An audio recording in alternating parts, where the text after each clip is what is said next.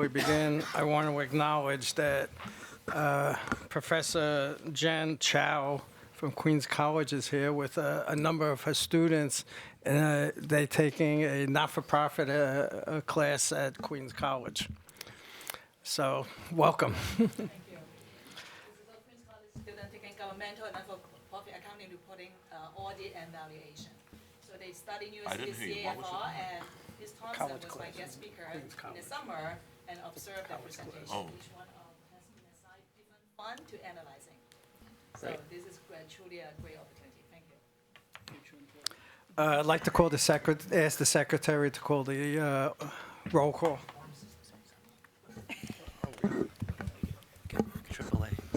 Okay. Private members, Michael Spitzer, Chair. Present. Bernard Rosen. Present. Bud Larson. Present.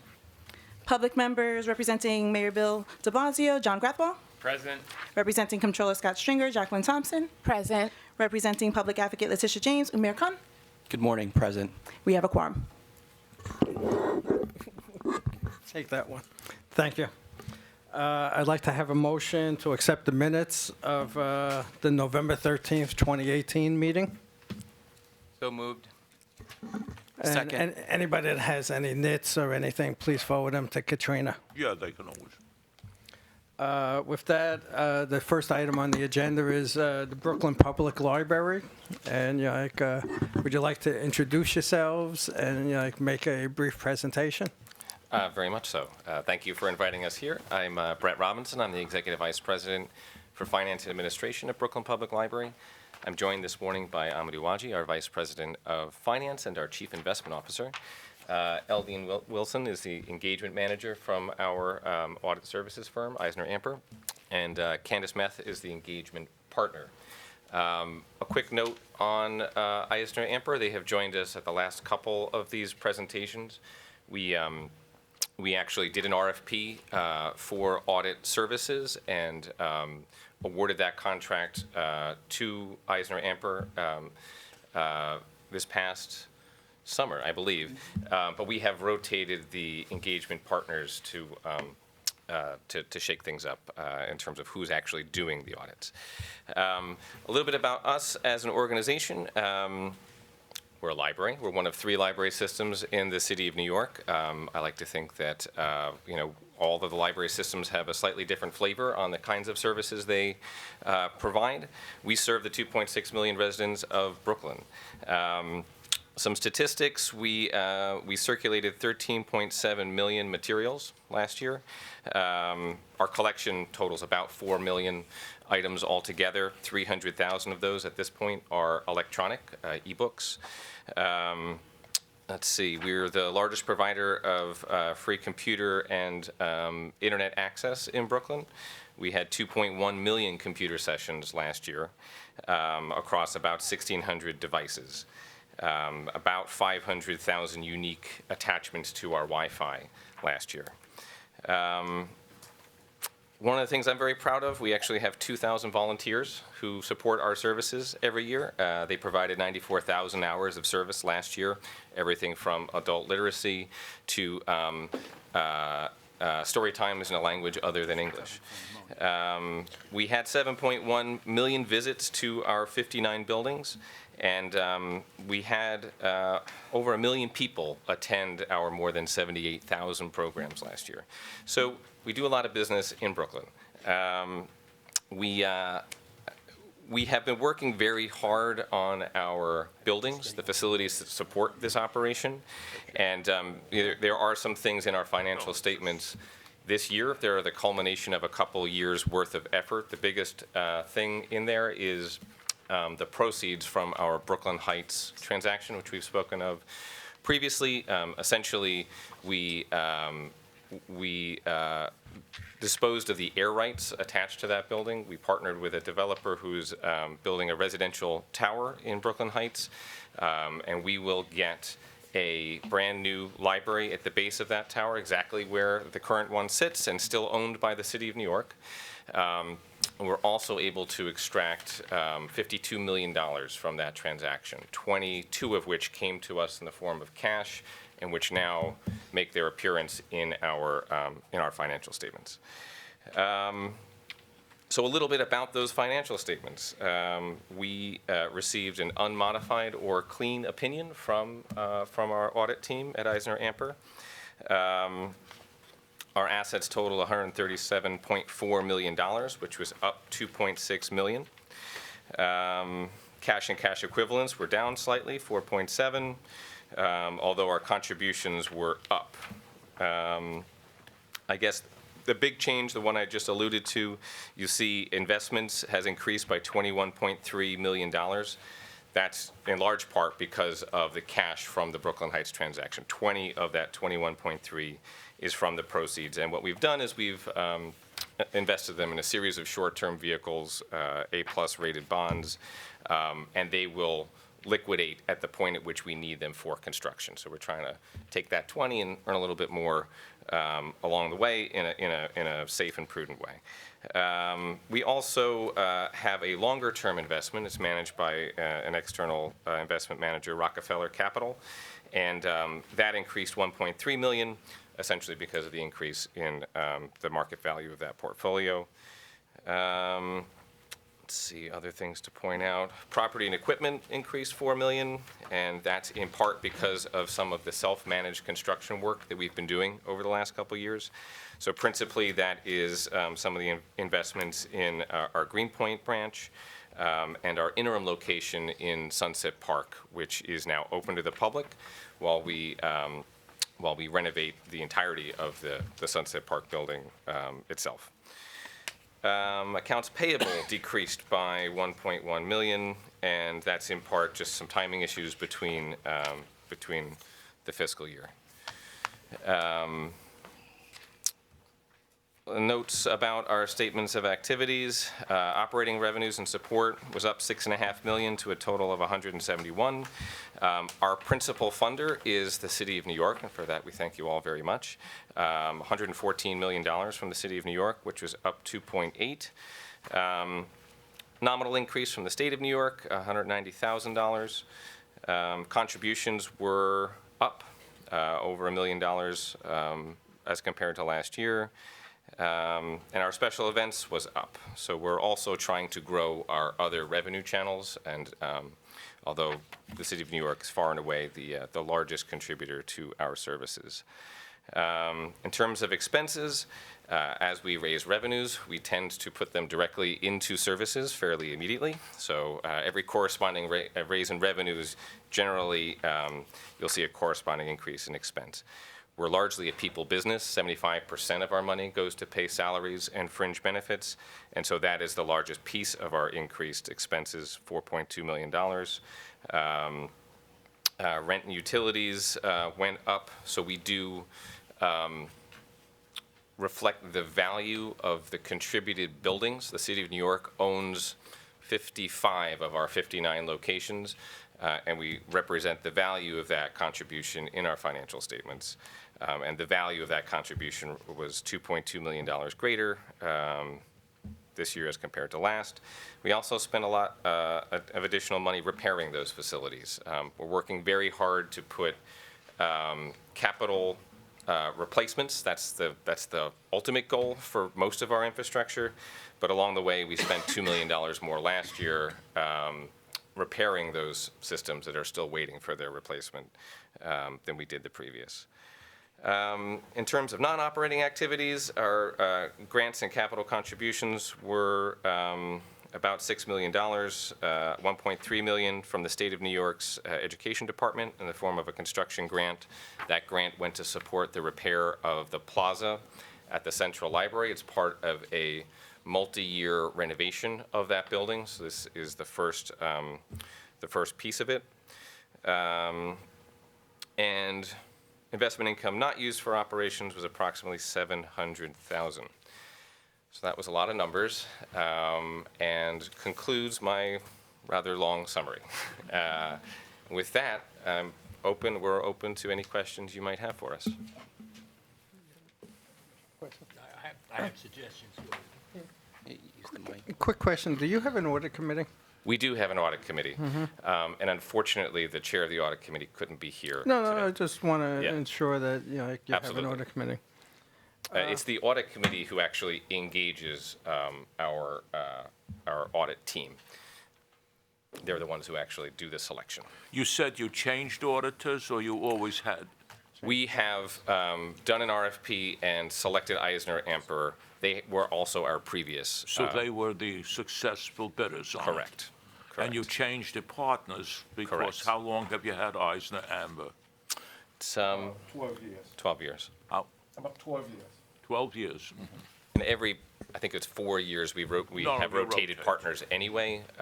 And then again, with this new engagement, we rotated the partners. So how often do you bid a new contract? Every 4 years? Every 4 years. Oh, Yeah. thanks. Yeah. I have a few minor comments. Sure.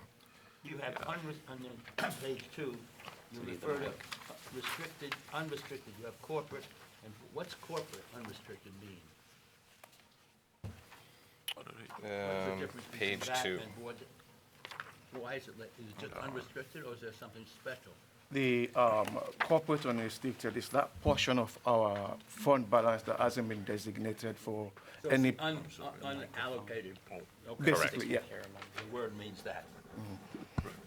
Okay. Oh, Mark. I'm sorry, I get the mic in bed. Just got a bad episode on the subway, and I've been, you get over to page 6, are you missing the 3 zeros in statement of cash flows?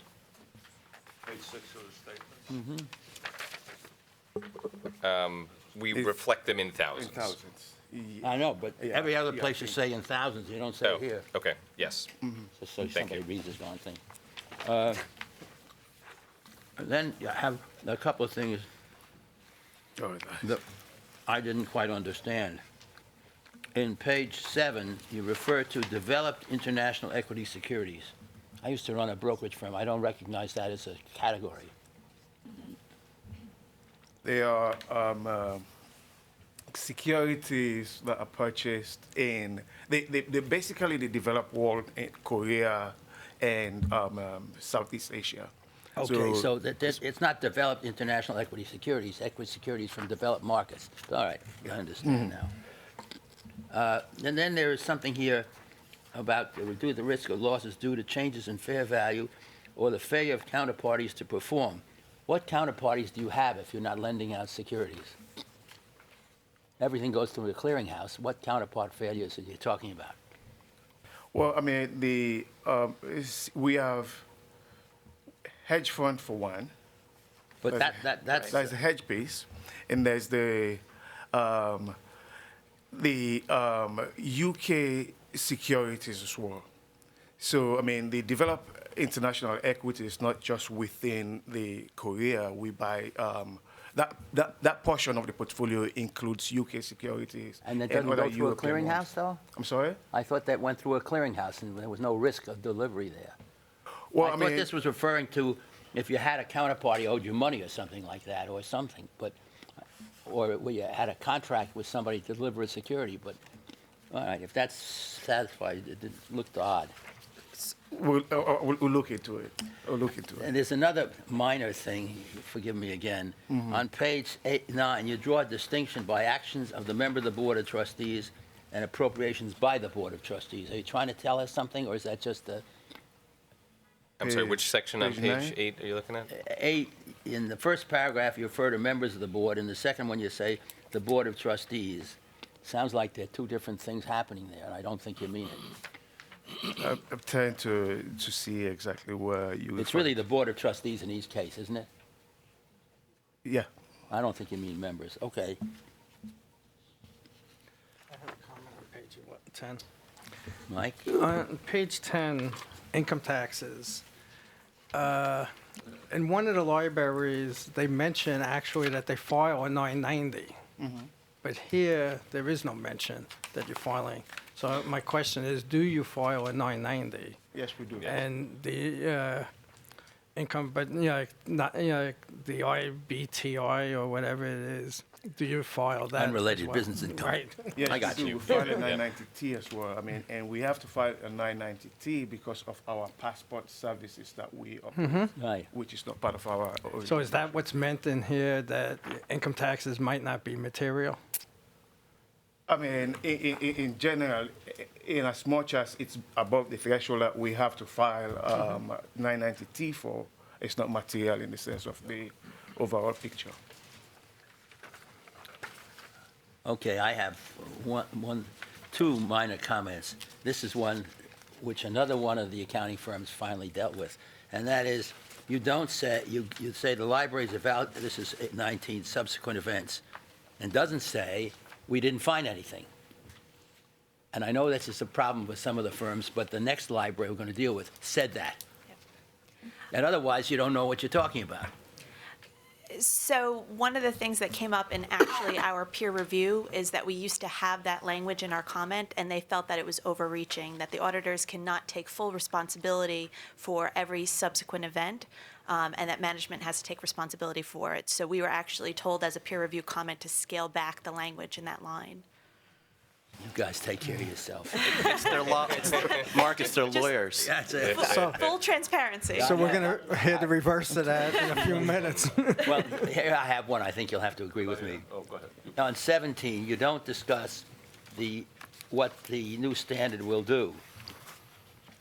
Very often you see that the company's evaluated the standard, it has no impact or something. That sentence isn't in here. Is there a reason? So the changes are basically disclosure and changes in presentation. There is no effect to the bottom Well, line. wouldn't that be a good thing to say? We can certainly add that. Because you see that very often when you get something like that. Right, sure. I'm sorry, Bernie. And going through this, I noticed you people, excuse me, sorry, thank you, use FASB, or Correct. subject to FASB rather than GASB. Correct. So Yeah. FASB does have like a nonprofit, Yes, yep. For the You- purposes of the CAFR, we on crosswalk page it to a 10, GASB. You mentioned that you would provide passport services to the public. That's Correct. correct. That's very nice, because the post offices can be very Yeah. busy. We are the second largest provider of passport services in the United States of America, second only to the combined U.S. Post Office throughout the country. Wow, they're huge. Okay. So it's a good service. It helps for us. It does two things. First of all, it's a nice revenue generator. We make over $1 million a year. So all through your the passport. branches do it, or just? Just 3 locations. Just 3 The Central Library does the most business. Kings Highway is in our sort of Oh, yeah, I central would South imagine. Brooklyn. Go ahead. And then the third, it's not actually open yet, but we're proposing Arlington. And you get a Northeast fee Brooklyn. for that. Correct. The passport costs are very expensive anyways now, so. Yeah. All right. I Okay. think that's a very fine public service. It is. And it's helped also connect us maybe to some folks who might have chosen to walk into the library otherwise, but while they're waiting for their number to come up, they browse our collection, they borrow a book, they learn about some of the programs that we I provide. imagine the people who provide the service in your organization help people who need help repairing it. That's very Correct. nice. Yes. Okay, if I may go on. On page 14, under level 3, you say certain of the investments of value, net asset value, or its equivalent unit. What equivalent unit is to the net asset value that you're referring to there?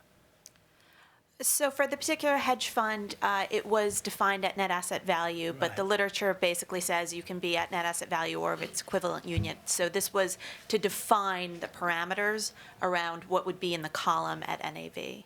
My trouble is I don't know what the unit would, I know net asset value, that's well, but I don't know what the unit is. What is that different than net asset value? So if there's a practical expedient to fair value, you're allowed to use it. So if it's called something other than net asset value, but they're still following the investment management principles and they're considered a practical expedient of fair value, you could still stick it in that column. I have trouble with practical expedient either. It's a practical expedient for determining fair value, but it's not expedient for fair value. I know you accountants don't like the school.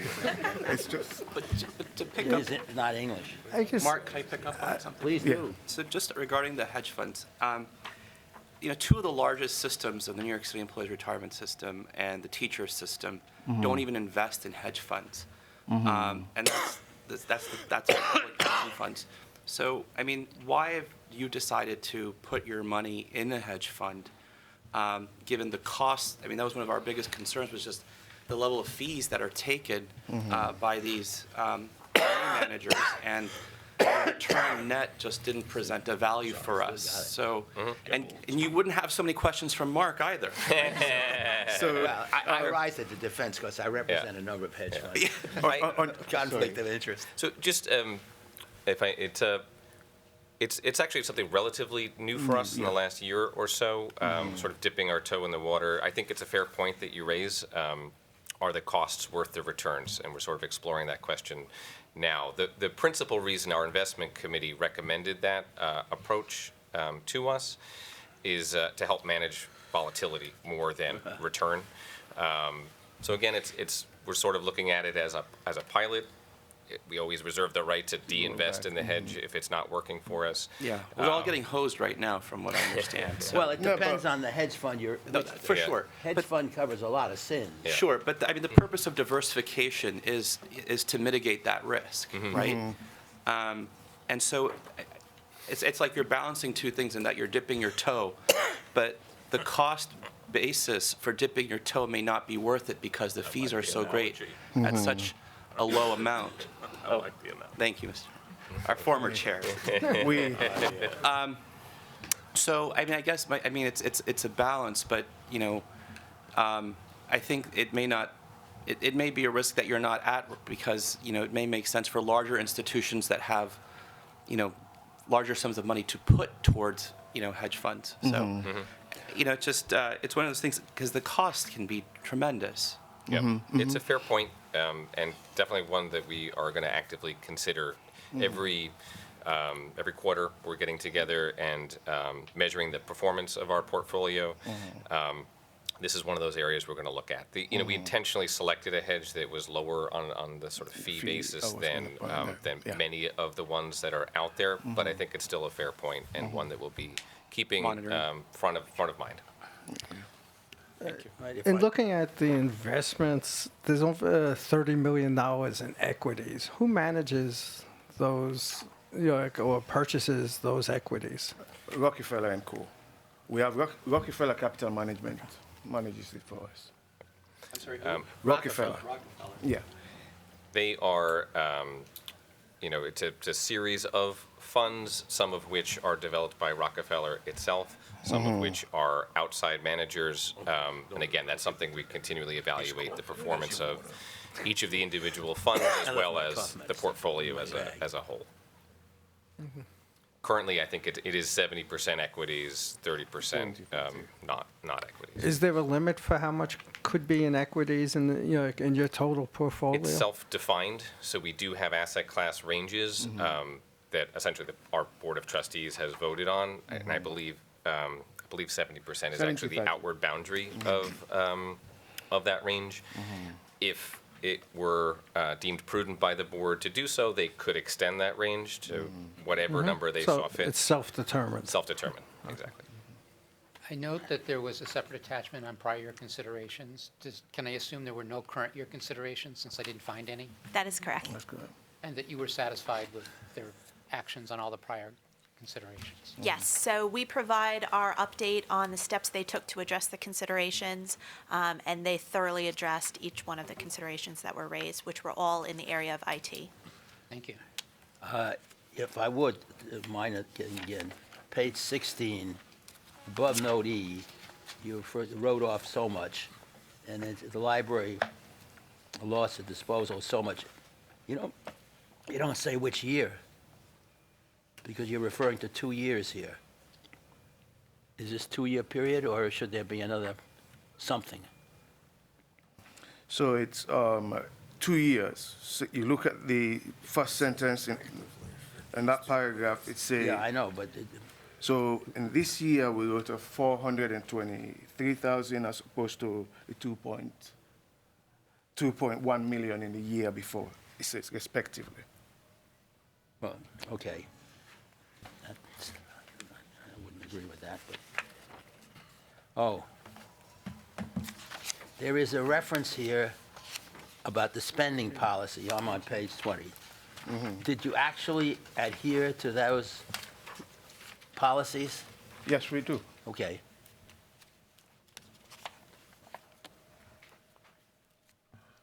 And then on page 21,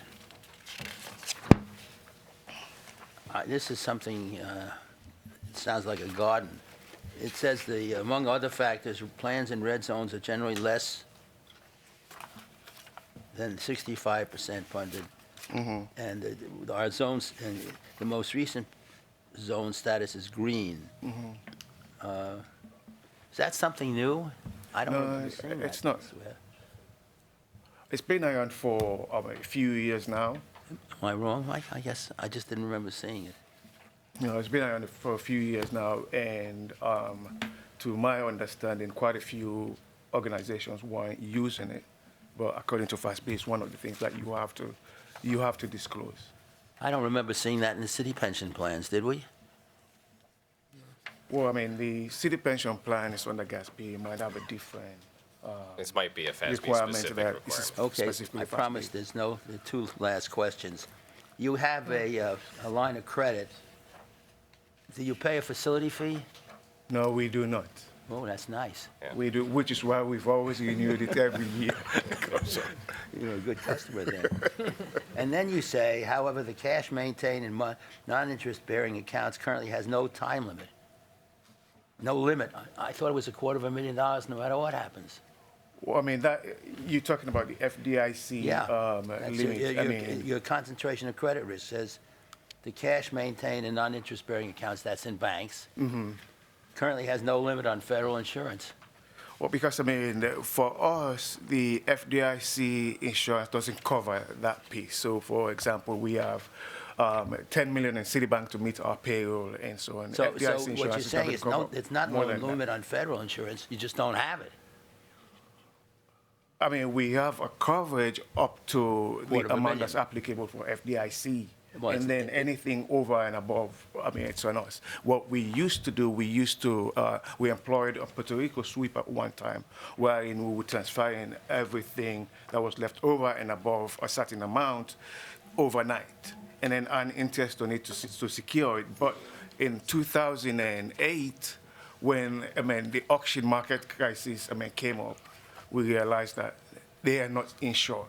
So if we sweep it out to Puerto Rico and anything goes wrong, we would lose every dime. So we rather, I mean, keep it in our checking account with Citibank, where we have more assurance that we're not Okay, going well, to lose there are two it. things. Lots of the other organizations in the city get collateral for bank deposits. I take it you don't do that. We do not. do I not. mean, we do not. As a private not-for-profit or 501c3, that's not one of the requirements that we're meant to. Oh, I don't think that's a question of requirement, that's a question of banking practice. And I think it's really a function of our experience in 2008. Whatever return we were getting wasn't worth the risks that it would get locked I'm up. suggesting you narrow your risk. You go to the bank that you have, Citigroup say, and you have $8 to $8 million on deposit. You say to them, we want you to collateralize that risk by putting up treasury bills roughly equivalent to that liability. And therefore, you're fully insured. I think they've done that with other institutions that have come before us, and I think Mark has helped nudge other institutions along in doing that. And if I recall, it's like the Brooklyn Bridge Park Authority. There's various entities that have done it as a, yeah. It doesn't cost you anything, or very little, and it is insurance, and it's attractive. We're open to it. We'll explore it, definitely. But look the other into it. statement you usually see is we put it in such safe banks that we really don't worry. No, I mean, say that? no bank is safe. No bank is 100% safe. You never know what's going to happen. No, but we've overnight. seen in others saying that it's ended, the cash is kept in top quality credits in effect. So right now, you. So we're not saying that. I know. We're not All I'm overstating. saying We're not is, if you overstating. can go to the bank for very little cost, you don't need to, you go to sleep on this one, and it has some attractiveness. Because you Yeah, say, we'll and the definitely language explore it. clearly is not right, because it says there's no limit on federal insurance. You just don't have it. Again, we'll definitely look into it to make Just sure. please we'll explore take up that. the Take up language. Yeah. whatever we can. Are there any other questions? I'm done.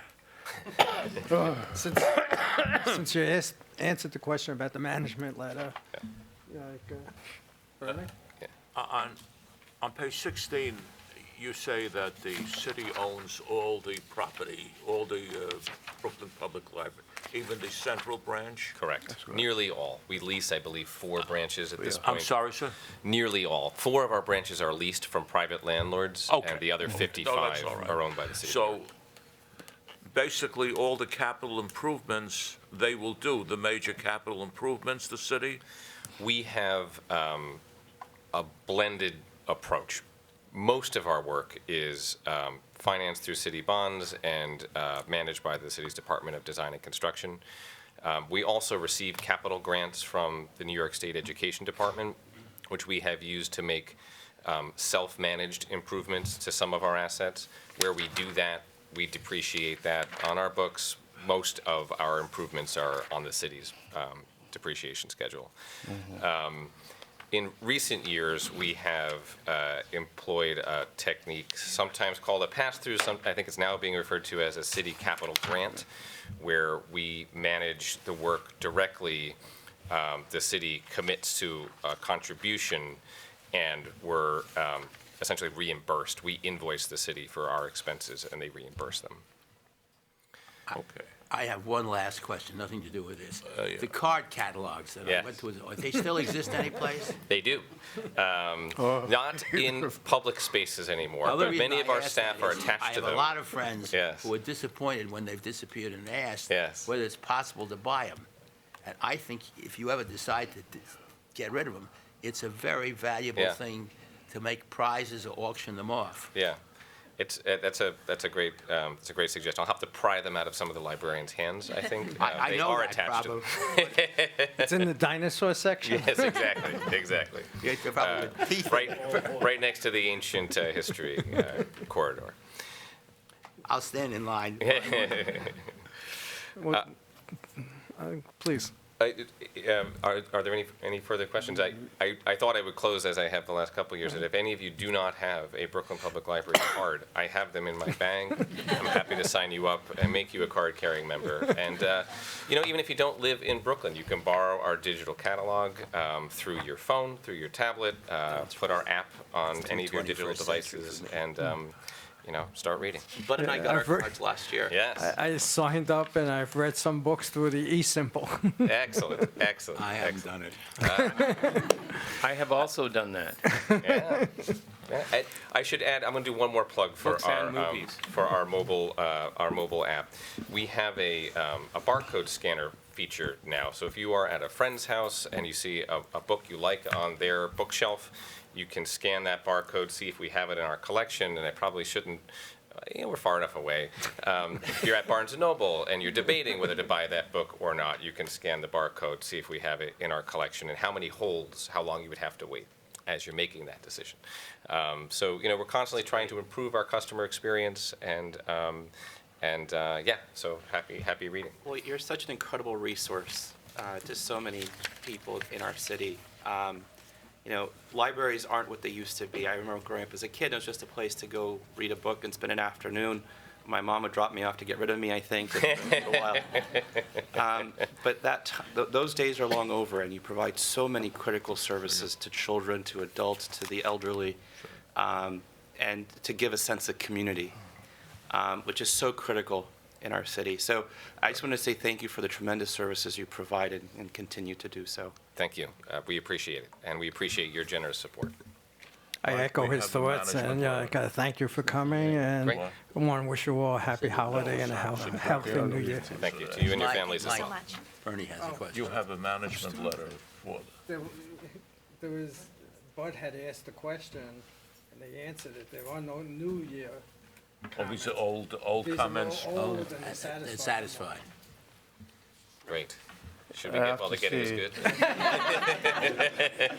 I didn't hear the comment. You know, one of the big things I get involved with now on boards is where you put the responsibility at the board level for cybersecurity. The comment that they're saying is unlimited is because they're not interest-bearing accounts. I like the Non-interest-bearing passport. accounts That's has no nice. $250,000. There's They nothing. do, the libraries not do insured. offer I a thought you were plethora of insured for services everything. now. I It's don't, not A lot of interest. educational services. I don't think so. All right, well, we could Let's check find that. that out. I can call somebody at the office and get the answer. Computer literacy. Is that available? You know, just a matter of picking the phone and finding the right partner who knows these things. We're getting a lot of gas now because the principal trade negotiator is our former partner. Excuse me.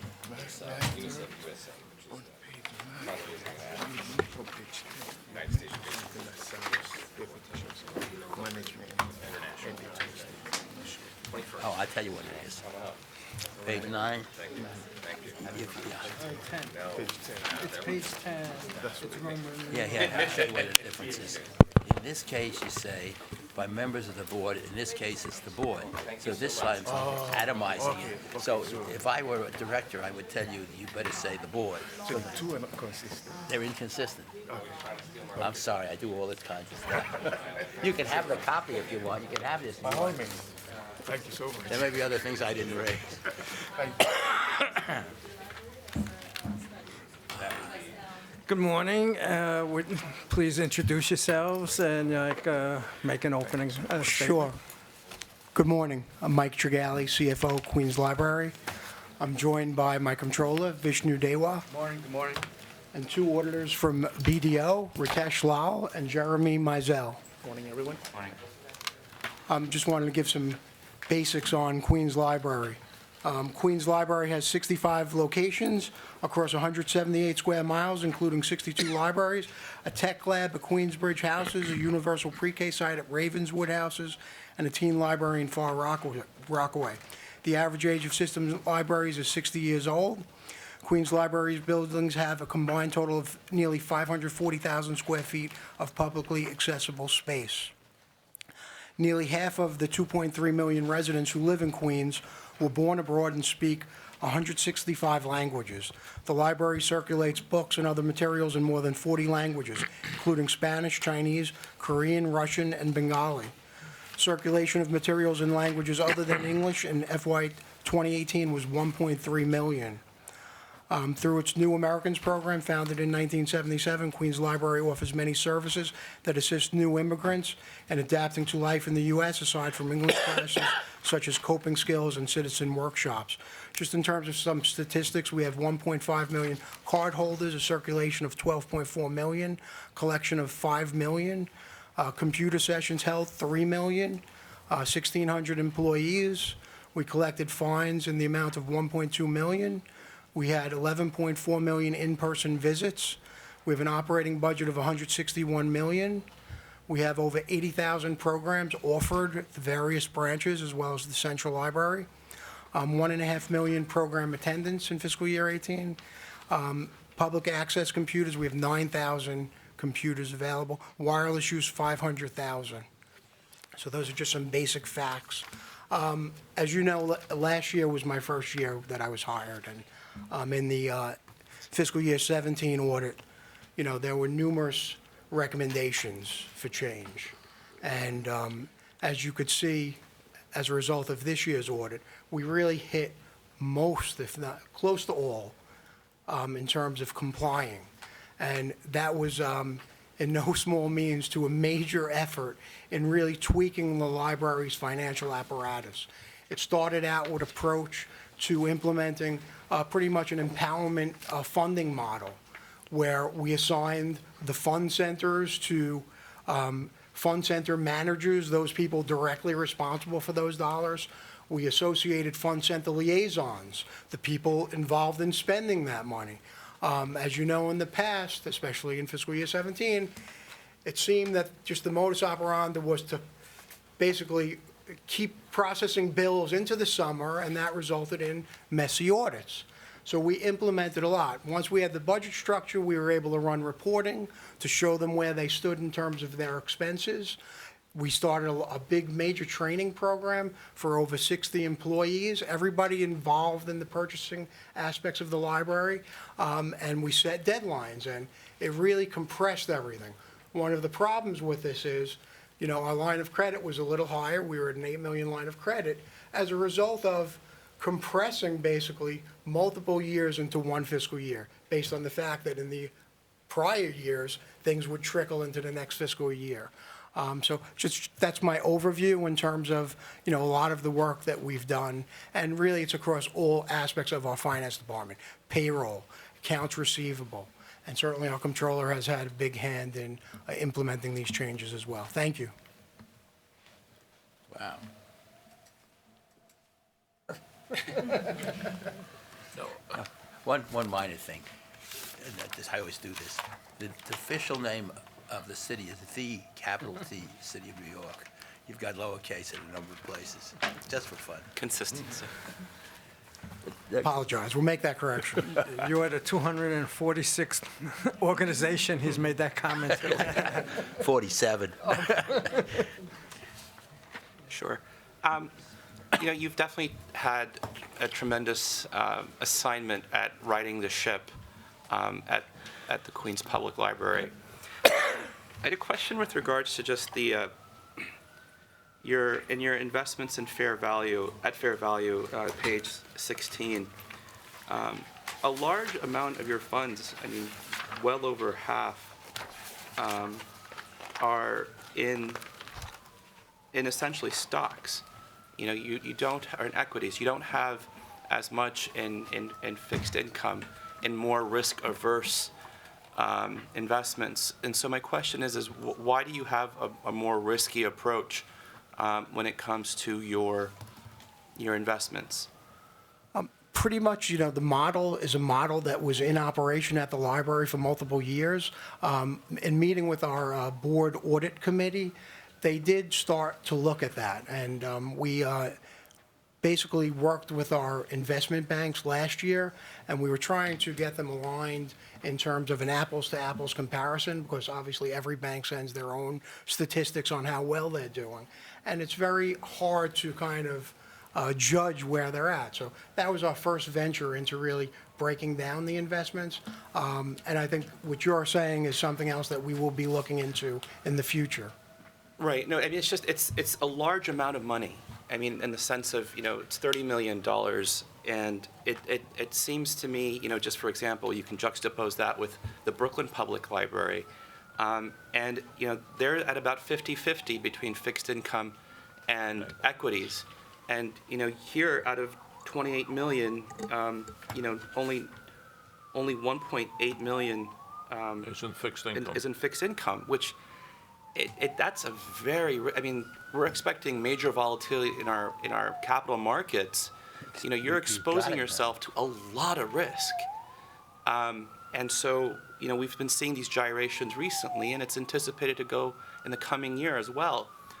So, I would just say from a prudence perspective, where you have cash reserves as well, and you have money that's accessible, because if there's an economic downturn in the markets, that's going to hit you here, but it's also going to hit the city's coffers as well when it comes to funding the library. So you want to have some excess funds, at least, or reserves that you can use to make sure that we can get through these rainy days. Understood, and we will definitely take action on that. Thank you. Thank you. Well, as long as we're going to talk about that now, you say... We tag teams.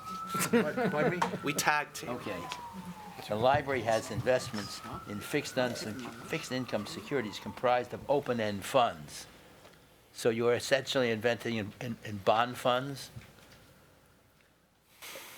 An open-end fund, your investment is not, you invest in funds which have a portfolio of fixed income securities, if that's what it's saying. And when you have open-end funds, you price them not by looking at pricing services, but you look at what the net asset value was, which you can redeem any minute. So it's a little mixed up here as to what do you own? Do you own any income, fixed income, as fixed income, or only through the funds? Through the fund, only through the funds. Okay, so then the funds are priced based upon net asset value, not the underlying asset. Presumably, you don't go looking at the underlying bonds. You get a net asset value every day published by the funds. That's correct. So I think we have to talk about a little bit there. And I second my colleague's view of it. Who manages the investments?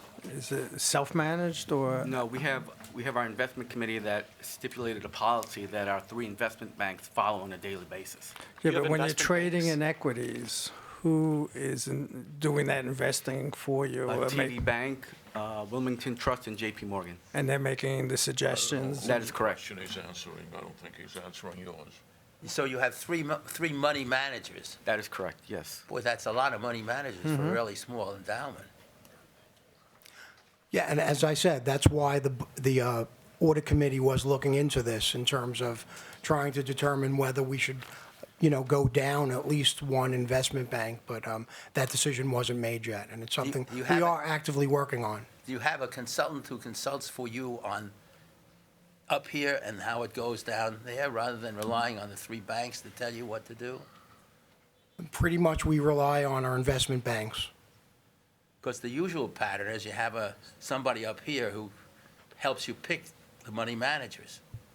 They charge a fee for it, but they typically know more about it than the boards on which I sit. And this is an unusual structure. You're putting a lot of pressure on your board to make all kinds of decisions. And risk. Without having somebody you turn to for expertise other than just execution. They're good recommendations, and certainly we'll take it back to the audit committee. Now, the other question is, why is it in the audit committee?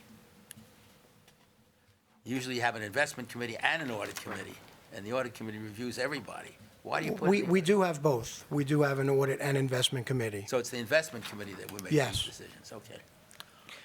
It's, before Do you own all your- it sounded like they were the same people. Are they different people? or- There are different members, yes. Okay. Do you own all your buildings, or do you rent some? There's a number that we lease. I think sorry? it's like, we have approximately, About eight properties that we lease. I didn't hear it. Eight. 8 rented buildings. Correct, yes. You could pull that closer to you. Is that? You could pull it closer And to the you. construction of, all the construction funds come from the city, right? The capital construction Yes. funds? Sorry. No, no. No, I'll wait. If you look at the leasehold improvements depreciation, I'm accustomed to seeing leasehold improvements are the life of the lease or something else.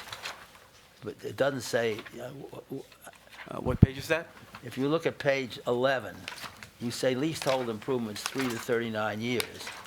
And usually I see a description that says, Right above it, it says leasehold improvements are amortized over the shorter of the lease term. I surrender.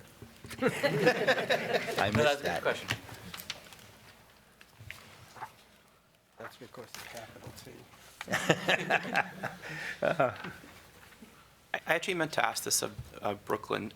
Do library employees, are they required to follow public officers law or the NCOIB, Conflicts of Interest Board related filings? pretty sure we follow the COIB The COIB, guidelines, right? yes. Okay. Let's go back to, sorry, Bernie. What is the nature, what were the funds that you're investing? Just where did that come from?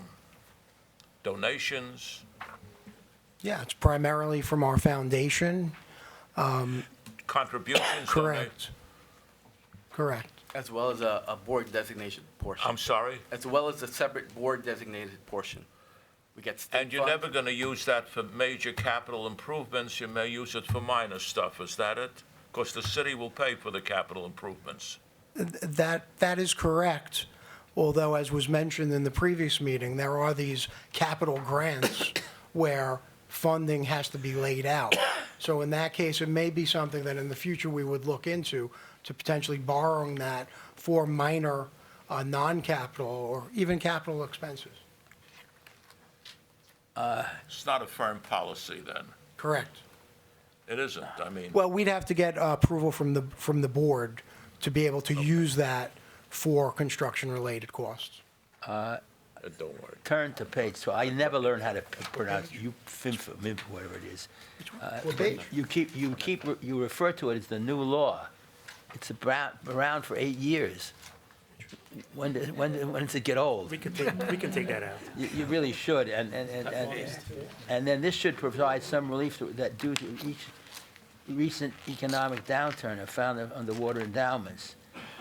You know, that may be a couple of years ago, but lately, until the volatility this year, and even so, the Dow is roughly even after these gyrations. So you really want to say that? I mean, that's looking like volunteering stuff that you don't need to do. And then,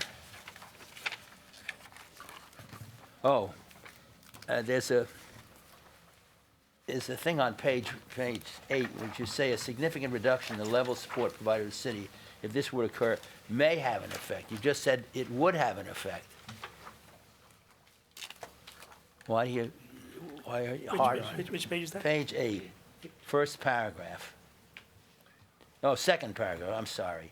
There's a sentence that says a significant reduction in the level of support provided by the city, if this were to occur, may have an effect. And you just said you're totally dependent on that funding. It should be would. At least I would if I had to sign the darn thing.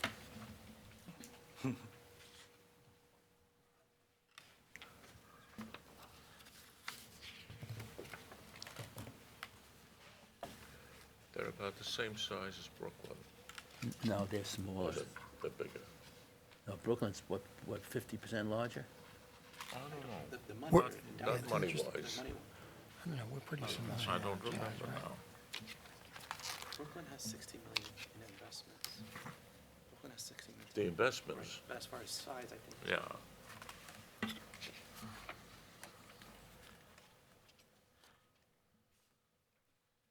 Let's see here, Mike. Other than these in the city.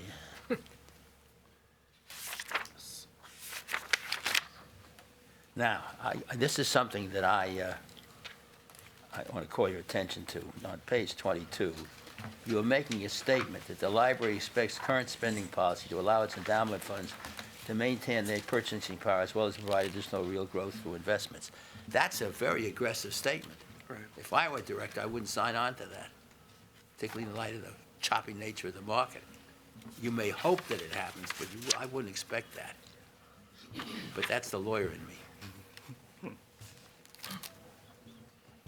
I'd soften that, particularly in the view of the environment we're living in now.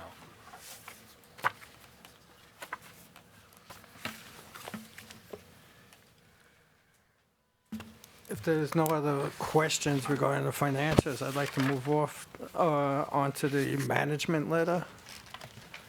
And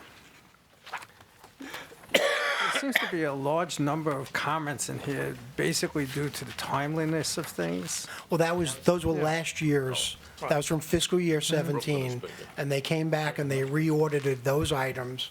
And as I mentioned before, In terms of that asset. they did not find, there were no new findings. So there were significant improvements this year at the Queens Library. The management letter, what it is, it's a status update of the prior comments. There were no new comments this year. There is no comments. No new comments. I There thought are it's- no new comments. I thought it was a pretty good management letter. I did as well, thank you.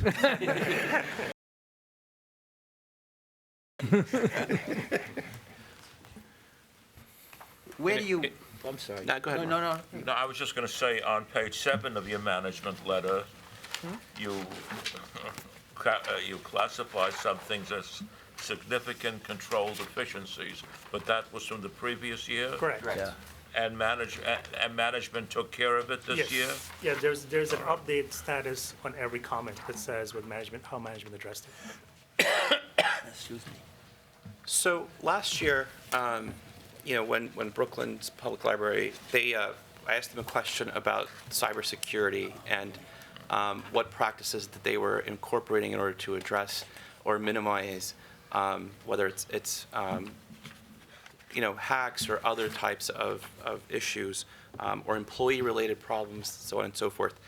And they've actually done exercises to make sure to have processes in place and to notify the public, so on and so forth, about various procedures. And my recollection was that something that you were going to look at to see if you were going to how you would handle something if you were to become aware of any issues. Have you looked at that since then? Is that something you guys have evaluated, your risks that you have? Yes, I mean, I think it was covered in the prior year business recommendations, and it's also included here as well.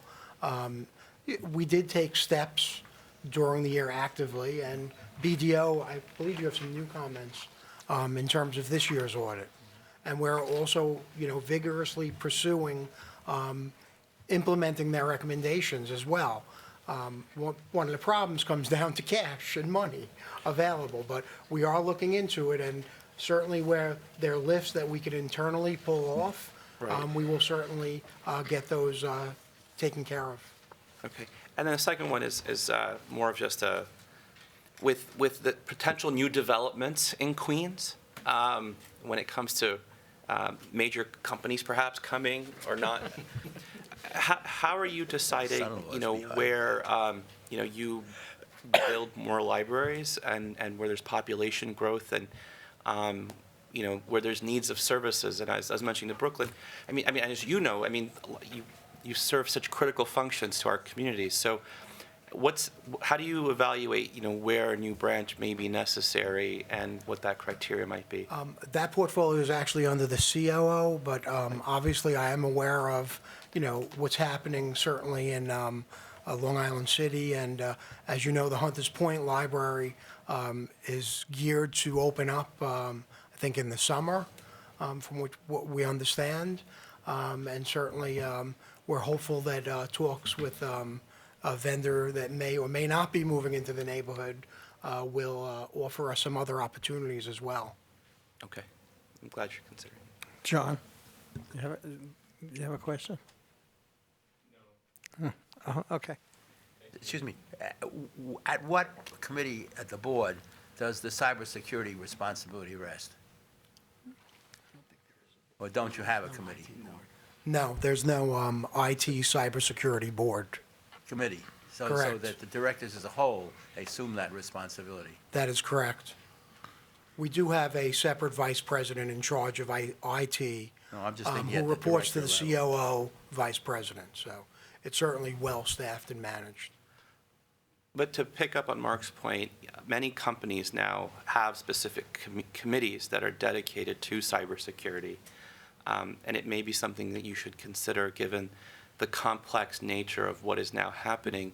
And also that they have board members on their committees in general, on their boards, who have a level of familiarity with this space, so that they're able to help work with the employees of the library, who could then, guide and facilitate and work through some of these issues. It's a good point. You and we will find, follow up. I think, based on some experience, that smaller and mid-sized companies don't necessarily have a separate committee, but the poor old audit committee gets saddled with the responsibility because the limit, and that, so I, based on my own experience, I would advise you, if you're going to do it, stick it in the audit committee. Good idea, I like that. And hope. Cross fingers. If there are no other questions, I'd like to thank you for coming and wish you a happy holiday and a healthy new year. Thank you. One more as question I well. should have asked. Excuse me. Do you folks have D&O insurance for your directors? What is it? D&O insurance. Yes, we do. He does. Thank you, everyone. Thank you.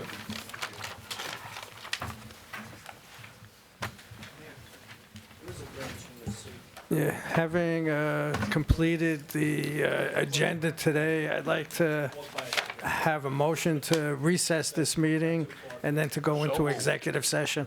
Second. How's that, Bernie? So, already moved it, I second. The cybersecurity. Thank you. I move adjournment. I'd like to move back into open session and entertain a motion to adjourn the open So session moved. meeting. Second. Thank you, and wishing everybody, once again, happy holiday and a healthy new year. Thank you. Thank you. Thank you.